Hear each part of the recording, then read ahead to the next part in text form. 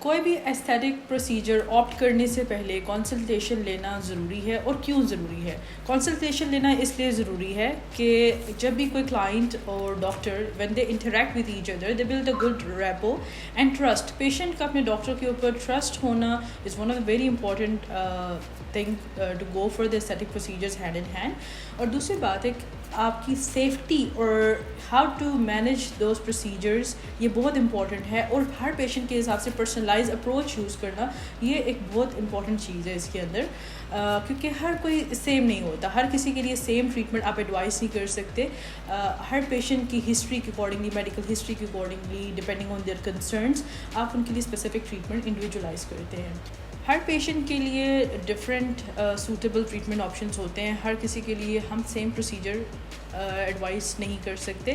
Some people come with self treatment approach کہ ہمیں یہ پروسیجر کرانا ہے، ویدر دے نیڈ اٹ اور they don't need it, just because کہ they self diagnosed it and they want self treat it, اور وہ doctor کو پاس ڈائریکٹلی دے کم.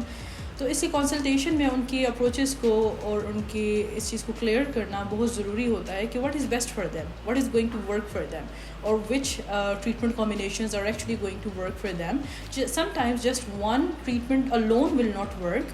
آپ کے multiple combination of treatment options جو ہیں، آپ کا ڈیزائرڈ رزلٹ جو آپ چاہ رہے ہیں وہ آپ کو تب ہی اچیو ہوتا ہے.